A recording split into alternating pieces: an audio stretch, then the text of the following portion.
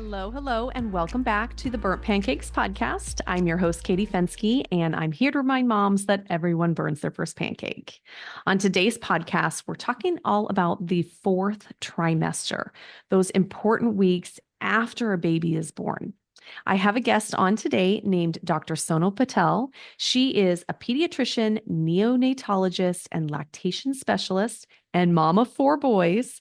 And she is on a mission to change medical postpartum care.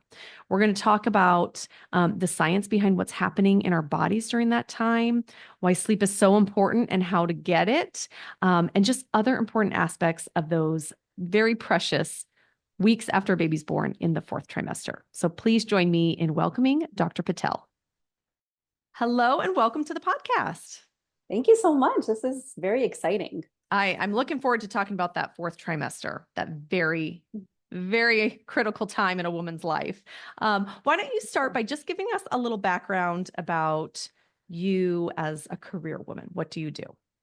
Yes, so I'm a pediatrician. I'm a neonatologist. So I did my pediatric training in the 3 extra years of training to be a neonatologist.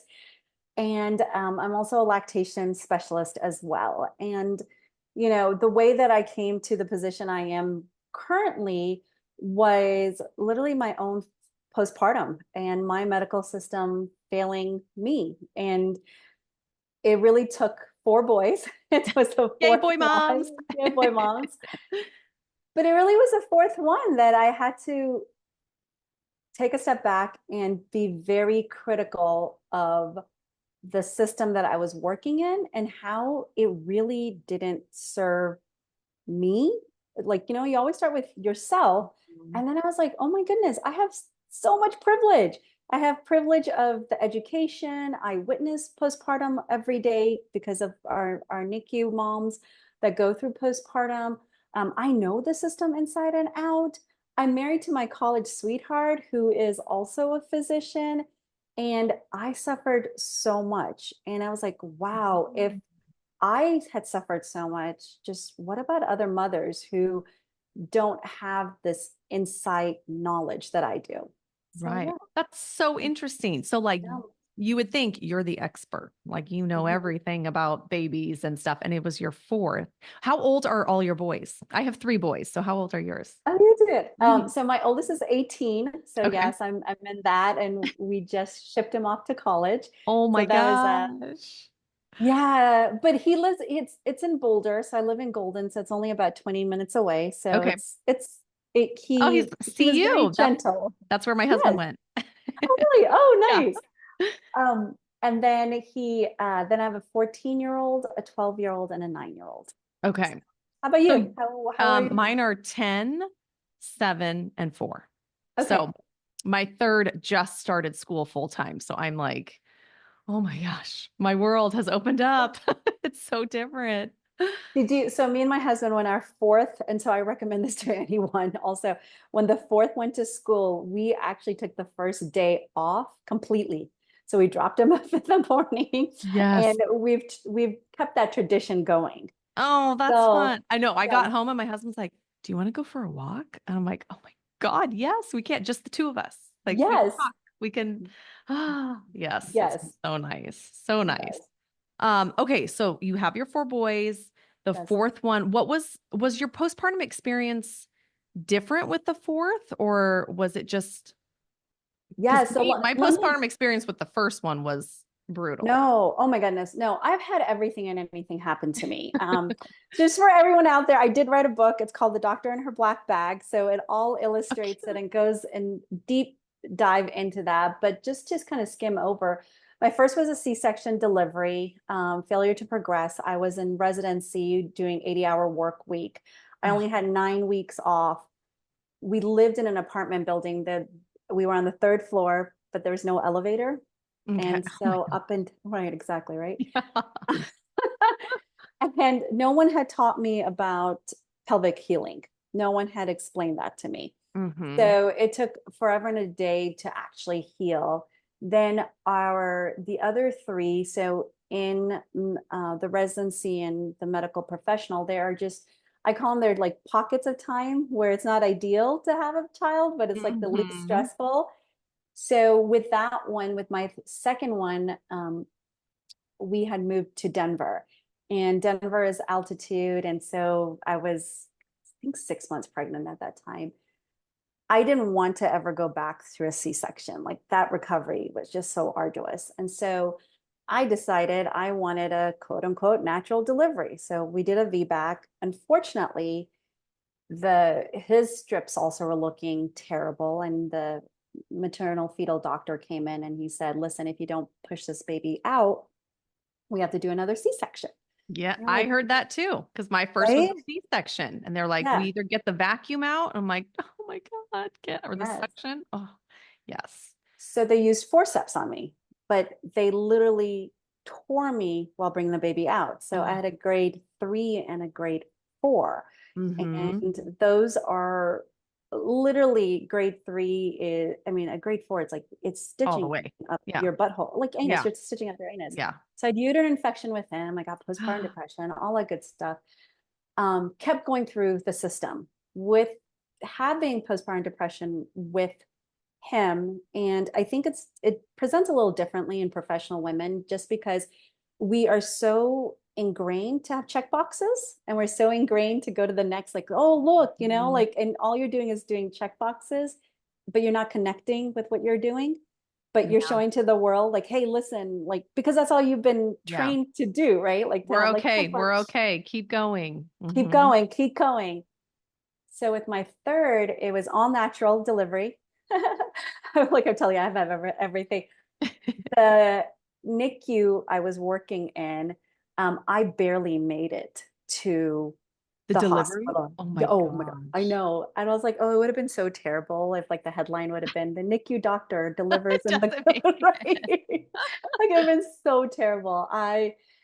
And so with that one, the healing was incredible. Like I was waiting for that pain to come. I was waiting for that, Mhm. I did have a grade 2. And now that my moms will be like, oh, it's only a grade 2. I'm like, no, no, no, no, no, no, no, no, no. Right. There's still healing there. Yeah. There's Yeah. still healing. But I had postpartum anxiety with him. And I didn't know that that was a thing. Like I just didn't know. Hmm. I didn't know why I was being like anxious about everything and anything. So then with the fourth, what had happened, I had gotten preeclampsia. So he came early and I literally had to take him. So because he came early, I didn't have my support system. And I had to take him to the pediatric appointment the 2 days after, do you deliver and you do. Hmm. And I came back and obviously we're getting stuff done to the house. Like obviously, right? Because why not Right. add another Because that's thing? what you need with 4 kids and Mhm. baby. Yeah.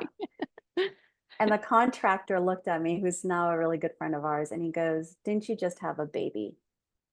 And that struck. I was like, oh, I did just have a baby. Because he saw me doing all of it. Yes. And he goes, didn't you just have a baby? It took the contractor to help us realize. Yeah. I think it was more than that. It took someone to recognize me. Hmm. I think that's what it was. And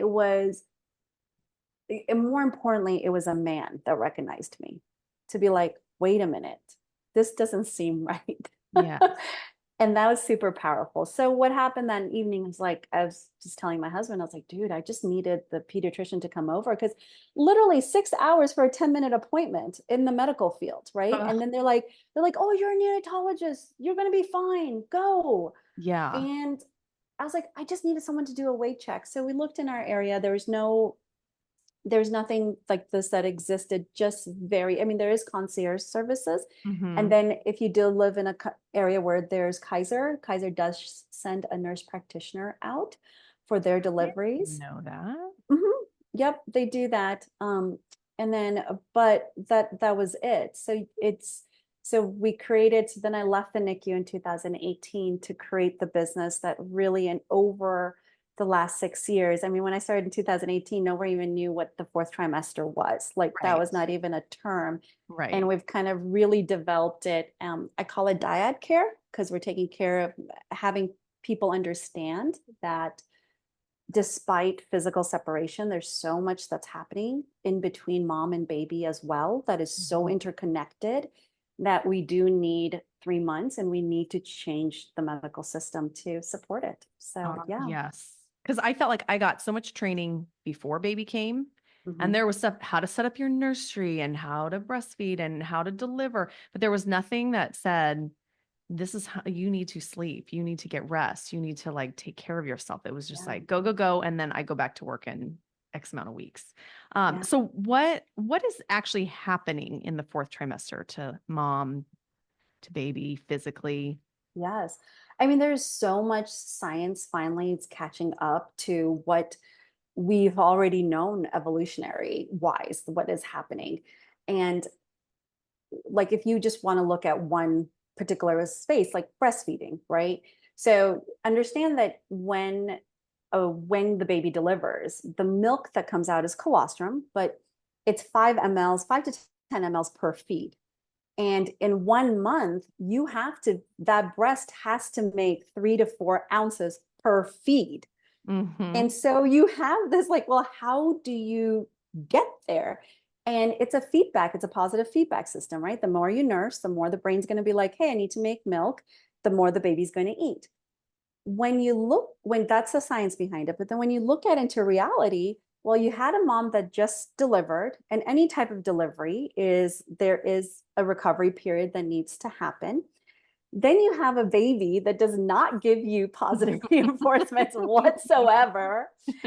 They are cluster feeding. Their sleep habits is so off. Yes. They have growth spurts, and where you literally feel like your milk is not enough. And all of Mm-hmm. that is playing into your mental health. And why it's playing into your mental health is, again, you're not getting the positive feedback. You're not getting the support that you need. And you're putting this dyad in this like system where you're making the moms search for help and search for care versus changing that as like, listen, I'm in survival mode. Like Yes. I, That's I pretty much need it. you Survival. survival mode, and I need you to come and just like tell me, but tell me in a very concrete way. So going back to breastfeeding, one of the things that one of the hormones, and here's adding the science behind it, is prolactin. Prolactin makes the milk. Oxytocin expels the milk. Mm. So when a woman is nursing, she might feel uterus cramping up. But that's really cool because oxytocin, that's the same thing as Pitocin that you guys, Mhm. like, people might be familiar with. So it's taking that time to get the uterus down. Now, the uterus, it takes about 6 weeks to go all the way down. It doesn't just kind of balloon and come down. We'd like it to, but Yeah. it doesn't happen that way. It doesn't happen that way. So now with prolactin levels, they're super high at night and they're super low in the afternoon. So for the first 2 weeks, for families and parents to understand that, is that when the prolactin level is super low, your body feels tired. Like you Yeah. feel tired. And that's when we need to sleep and protect that mom's sleep. So baby feeds, mom sleeps. Baby feeds, mom sleeps. And so what I Mhm. find is that in the first 2 weeks, people always want to break up the night and then they run into breastfeeding issues. But at night is when prolactin is super high. And that's Mm. when we need to really allow moms to nurse. And with the prolactin being super high, you will, even if you reflect back, even the cluster feeds and you had a really bad night that morning wasn't as terrible Yeah. as you think it might have been, right? And Yeah. so then you're like, oh, so for the first 2 weeks, I'm like, we're going to change this because it will take time. Also, the babies are very used to, they've been lulled to sleep during the day because Yeah. everyone's so active. So they are active at night. And everybody asks me, is like, oh, when can we start sleep training? When can we do that? It's like, well, no, we actually have to allow the babies to switch on themselves. And that happens in 2 weeks. Hmm. So that is just one aspect of what's happening in the fourth trimester. It's something that I think a lot of people can relate to, um, but there's so much more. So then when you protect the sleep, guess what happens? You're protecting her risk for mental health and postpartum depression. because you're validating one, what she went through, you're validating her sleep is important. The other thing I find is moms trying to sleep in the mornings, but they're so wired because of the prolactin level that they're on social media all the time, or they're scrolling, or they're doing stuff, right? Yes.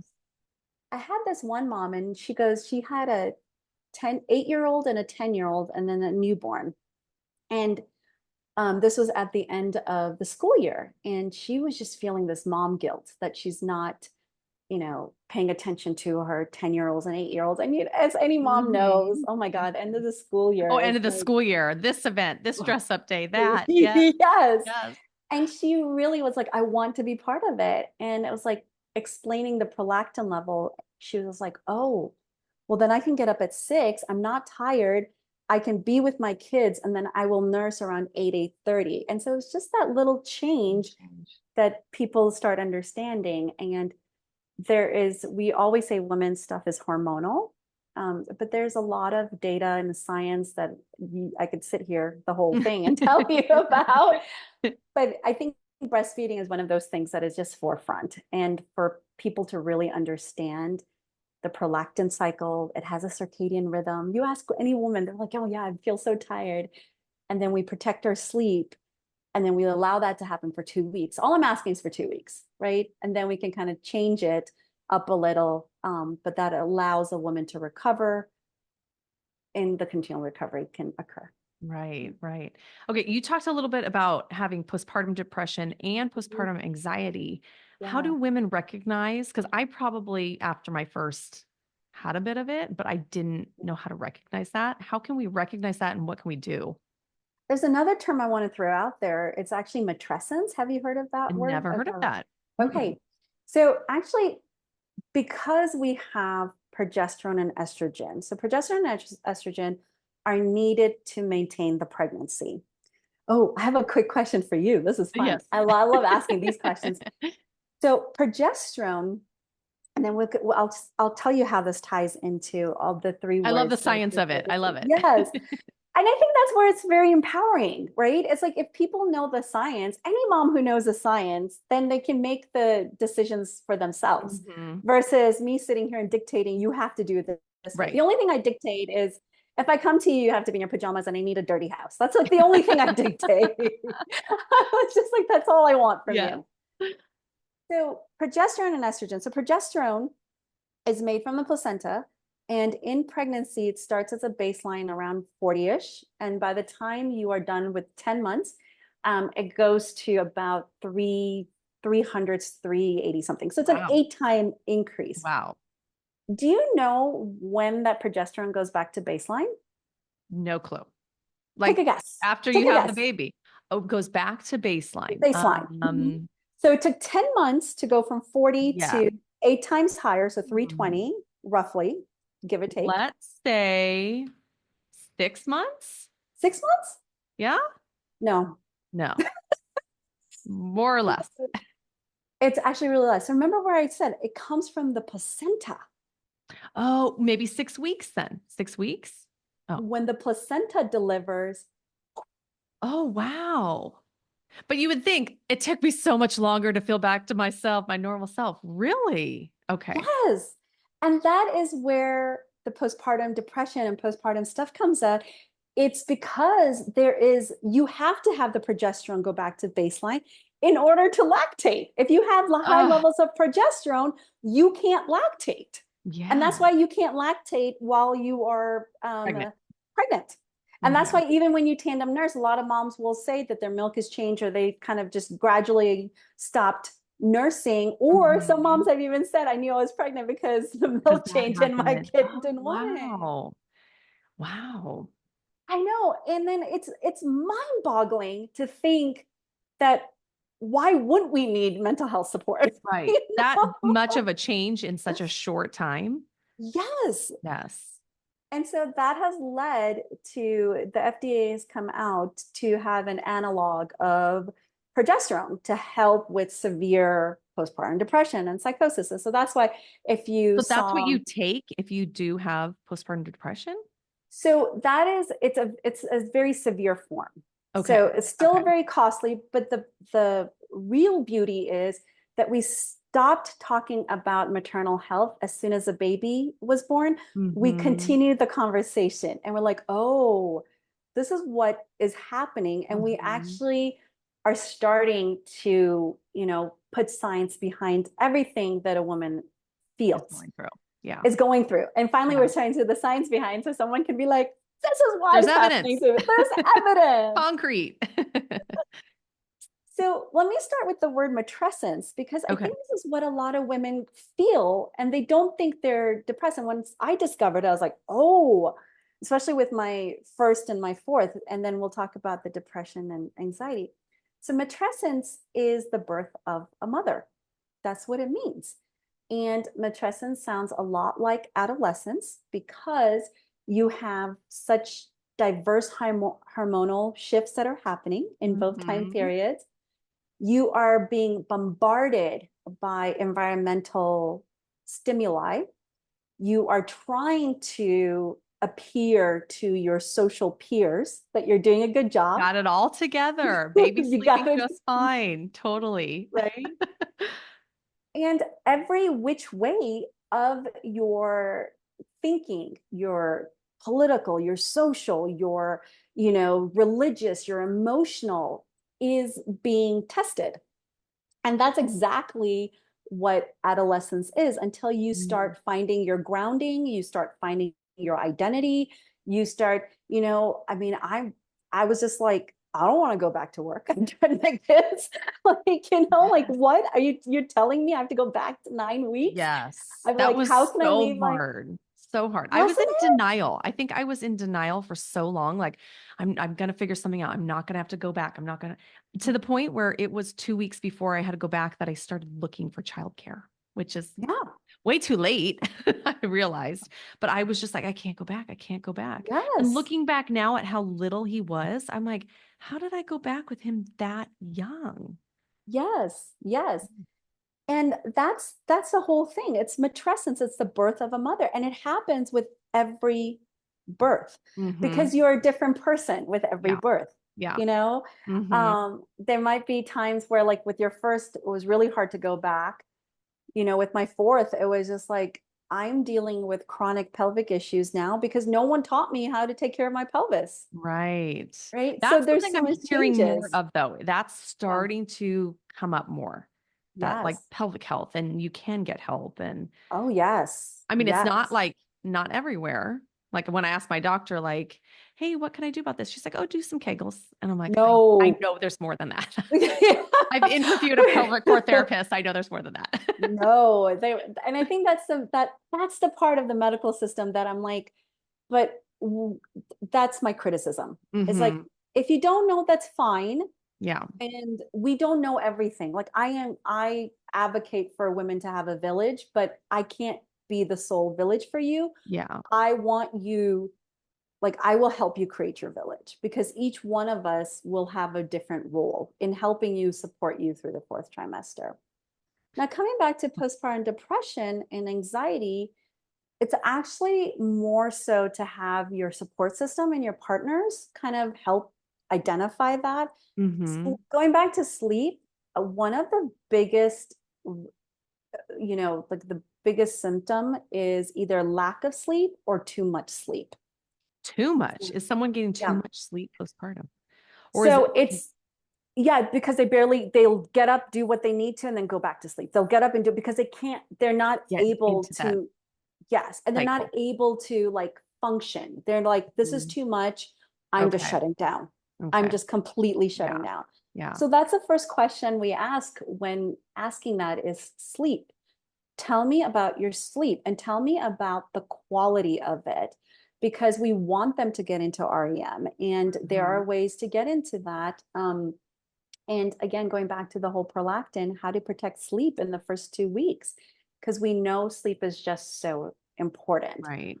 So that's actually one of the biggest red flags is that and then they're like, oh yeah, I'm getting sleep. And then you're like, okay, well, tell me about your sleep habits. And then they're like, oh yeah, I've been scrolling around my social media account a lot. And it's like, oh, your brain's just not shutting down. Right. What do you do about, because I am such a sleeper. I have been Yeah. all my life. When I Mhm. had kids, it was like such interrupted sleep. Like I notice now my kids sleep through the night. I feel rested in the morning. But Yeah. if one of them one day gets up at like 3 and needs something, the next morning I'm Yeah. like, oh my gosh. But I think, how did I do this with newborns? Getting up Well, 2, 3 times a night. I'm like, I did yeah. not get good sleep, but I had a newborn. Well, though, but that's the thing. You did get good sleep because of prolactin levels. So you see, like that going back to the prolactin science behind it, but you weren't probably sleeping in the afternoon where you kind of quote Probably not. unquote caught up on that sleep. Probably not. Yep. And so, particularly the first 2 weeks, even when I have families who have older kiddos and stuff like that, it's like for those first 2 weeks, let's invest in your Mm. sleep. Let's So it doesn't invest have in to be at this. night. You can get it during the day as well. And And then doing as the a day mom, I helps. felt guilty. Oh, I have dishes to do. Oh, I have this to Yes. do. So I wouldn't, well, I'd love to sleep, but I would feel guilty if I tried to like Yes. and take a little nap. I'm just gonna like close my eyes for Yes. 20 minutes. Yeah. And so that's adding to that, when your village comes to help, you're like, listen, I'm going to protect my sleep. Hmm. And so this is the thing too, we women are just really, really bad at asking for help. Hmm. Yep. So, you know, Yep. and so, I admit it. yeah. So I always tell them, it's like, make a list and put it on the fridge. So these are concrete things. Again, going back to the fact that we like to have check boxes, like we love check boxes and we like to do things and say, tell your village, like, I'm really going to protect. I really need to protect the sleep in the first 2 weeks. You're more than welcome to come. You can watch the baby. Please do my Mhm. dishes. Please do my laundry. And guess what? You can pay it forward. Yeah.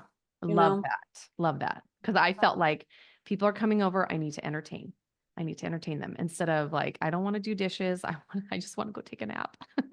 Yeah, Yeah, here's the baby. There exactly. you go. Yeah. And then everybody wants to come over to help, but they just don't know what to do to Yeah. help, I don't right? want to Because intrude and say, like, can I fold your laundry? Mhm. Is that too awkward? No. Right, right. Versus here's the list. The dog needs to be walked, the dog needs to be fed. The fishes need to Mhm. be fed, background fish. um, my kids need to be picked up. Like I need 2 weeks. And Yes.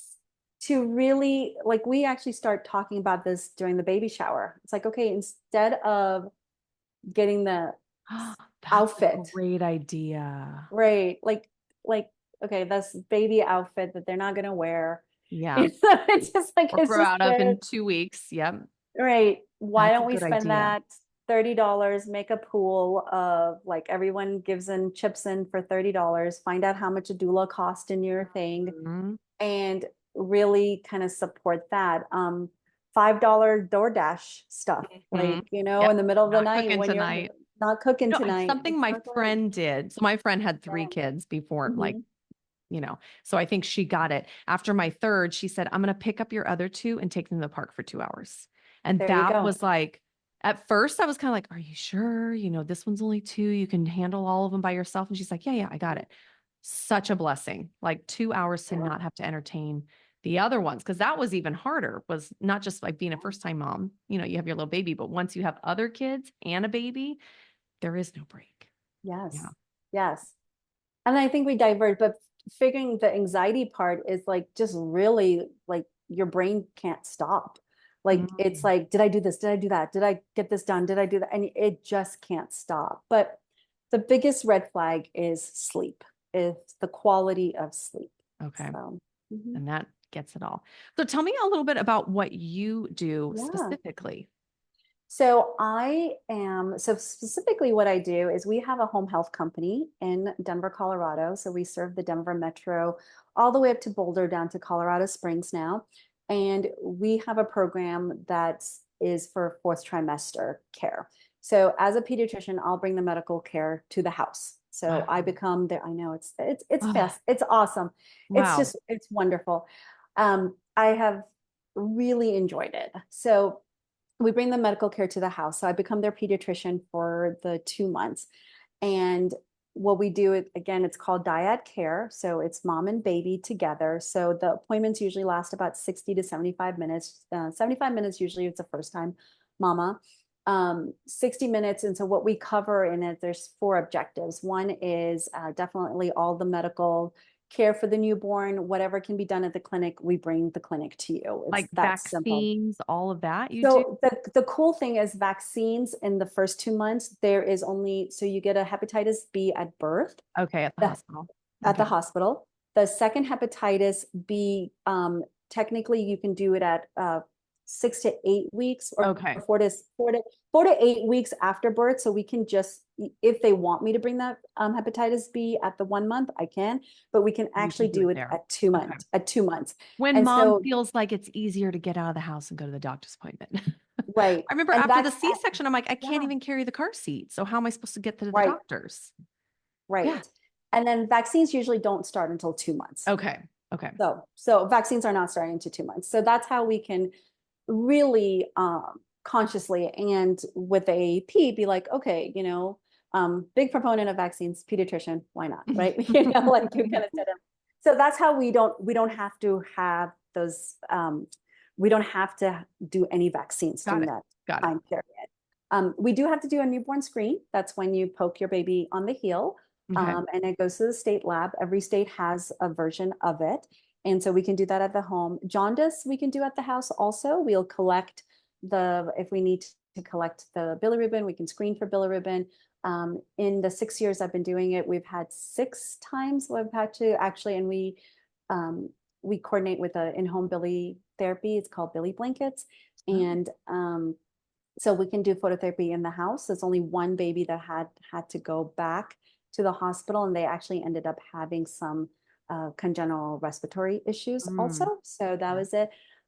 So that is complete newborn care. So whatever can be done at the clinic, we bring the clinic to the house. Then we look at mom. We take vitals for moms. One of my biggest platform is maternal mortality. And that's a whole nother conversation, but like the little snippet of it, we have the highest maternal mortality of any developed country. Like it's staggering. And what we are noticing with the data is that most of our mamas are, the risk factors is right in the fourth trimester. And though ACOG, which is American College of OBGYNs, have come out and given a better algorithm of when they want to see their moms, it's again going back to like what you just said, how am I going to get out of the house, right? Mm-hmm. So we look at mom, we ask the screening questions that OB does, we'll do their vitals. If there's anything concerning, we'll coordinate with their OB. We talk about the mental health, we explain about this prolactin and breastfeeding and all of that stuff. And then the other components to it, we start talking about pelvic health. We start talking about health of a relationship and how that looks like, That's huge. Yes, it really is. And then the other component is breastfeeding and lactation and feeding in general, because there's a lot of families do it in very different ways, and there's a lot of different circumstances. So we do that aspect of it. And the last part is, and it's kind of a slash, it's safe sleep. But we also talk about, when breastfeeding moms co-sleep and bed share, it's like they don't tell their pediatrician, but there's actually a right way to do it, and everybody has been guilty of falling asleep for in sure. the bed with their baby. And it is such a stigma to not talk about it with your pediatrician. Yeah, they ask and you go, oh no, never. Oh, no, never Fallen have I asleep at sleep. that point. Yes. So again, it's like, okay, there's actually guidelines. It's called Safe Sleep 7, and American Breastfeeding and Medicine endorses it, and the Leche League endorses it, because there's actually scientific research behind the Safe Sleep 7. And so you open those conversations and say, listen, let's talk about this. And lastly, the coolest thing that is happening is we're bringing dads into the conversation. And a couple of my dads have voiced, because now they're either they know me from a social event or something, or this is like their second or third baby I'm doing, and they are so comfortable telling me that, whatever I witnessed, and it's mostly very traumatic, right? It's like my wife almost died at the table, or I saw my daughter come out blue. I don't know what was happening. Like my wife was going that way, my child was going that way. And it's bringing them into the conversation and saying, okay, how are you doing? Because Yeah. there's 10% of dads that also go through postpartum depression, and it shows up very wildly for them. Right. You're right. Yeah. They never ask dad how they're doing. I mean, mom is doing a lot, but it's a Yeah. big change for dad as well. Yes. And it's been very fulfilling. It's been, as you can imagine, I get to spend, first of all, someone's welcoming me into their home. Mhm. So pajamas, do not clean the house. That's Two like my rules. number two rules. Those are my two rules. You have to work with me. If you want to work with me, you got to follow those rules. Um, because it's like, it's literally trying to do my part for the village. And Mhm. my part is breaking down those barriers of medical care. And then the whole program goes into, so all of this is a 2-month program. So there's so much you can handle in your first appointment, right? Like you're not gonna handle everything. Mhm. I mean, the packets they send you from the hospital is just a Oh my gosh. liability paper. That's all Yes. it is. It's still in a folder in our file right now. I haven't even looked at them. Yeah. And so it's like, okay, let's kind of break all this up. We talk about, all those um, parameters are met. So going back to like sexual and relationship health, okay, man, a woman doesn't want to be touched. You don't want to be I'm touched the being first touched two all weeks. day. No, thank you. Right, right. Um, and so then you teach their partners and their dads and whoever the counterpart is like, okay, hugs are nice, 5 minutes, like at maximum. Give them a hug and say you're doing a great job. Give them food, show those love affections in very smaller ways. At 2 weeks, people are starting to feel a little better. So I'm like, okay, coffee dates. And coffee dates don't seem as daunting because it's Mhm. like 10 to 15 minutes. And I'm like, hey, whoever your support system is there, could you please have them come over your first coffee date, time where it is, because then you can go out and, but it's hard, right? Like from the mom's Mhm. perspective, if you told me lunch or dinner, I mean, I just carried this child for me for 10 months. You want me to just leave him? Like, I can't do that. Right. Right. And there's so much other societal implications for the other two, right? Lunch is usually like 30 minutes to an hour, and I'm dinner gonna could be need to up to breastfeed two. during that. Yeah. Right. And dinner Yeah. is like 2 hours. And I might have to like put on a face, or I might have to put on some clothes that don't even fit that remind Yes. me. I don't feel like having anyone see me right now. Right. So coffee dates are just the 10 to 15 minutes and just to reconnect. And like I always say, like I'm a big Friends fan. So like Joey goes, how you doing? Just like that, like, how you doing? Right, because you're just going through the motions those first couple days. Yes. Just you're Yeah. surviving. Yeah. Yes. And Oh. then it progresses and we talk more about it. We also try to give moms voices. So my biggest complaint, I have a lot of complaints of our medical system, but my biggest one is the 6-week appointment where it's like, oh, Hmm. you're ready to have sex or not? And you're like, wait, what? Wait, we have to do that again? And you're like, wait. And so we have a list of questions that they can take and ask. And so they are prepared for that appointment that is more meaningful than just like, yep, I You're checked you down good. there, you're good. Yep, you're good to go. That everything looks fine. You're like, it doesn't feel fine. No, no. And we hit upon it really quickly, but the pelvic physical therapy and the health of it, and understanding that despite any delivery, there needs to be a time for that healing to occur. Hmm. Yeah. Yeah. Yeah. Oh my gosh, this is so awesome. I love what you do. I wish there were more. Are there others Yes. like So, around the country?